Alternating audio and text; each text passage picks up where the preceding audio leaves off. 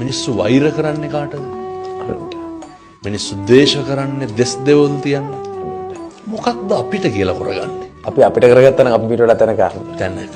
මිනිස්සු වැඩිපුරම ගරහන්නේ. මිනිස්සු අපකීර්තියට සහ වැඩිම කාලයක් ගත කරන්නේ. අපි වැඩිපුරම කැමති අපේ ඉන්ද්‍රියන් පිනවන්න අනුන්ගේ කුණුවලට නෙමෙයි. කෙලෙහි ගුණ නැති මිනිස්සයාට බුද්ධ ධර්මය අනුව භාගතුන් වහන්සේ කිව්ව විදිහට මොකද්ද වෙන්නේ? කෙලෙහි ගුණ නොදන්න මිනිස්සයාට කෙලෙහි ගුණ නොසලකා හිටපුවාම ජීවිතේ කවදා හරි මිනිස්සයාට අර යථාර්ථයට මුහුණ දෙන්න වෙනවනේ.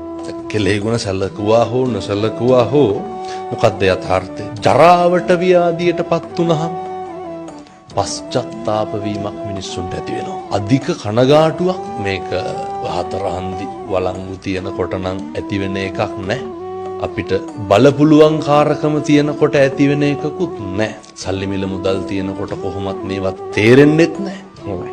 හැබැයි මිනිස්සුන්ට තේරෙනවා ව්‍යාධියටපත් වුණා, ඔත්පල වුණා, නැති වෙච්ච දවසට. කවුරුත් නැති වෙච්ච දවසට, මට මම විතරයි කියලා දැනෙන දවසට. අර උගන්නනවා නේද? අත්තාහි අත්තනෝ නැති. අපිට අපිවත් නෑ කියන දවසට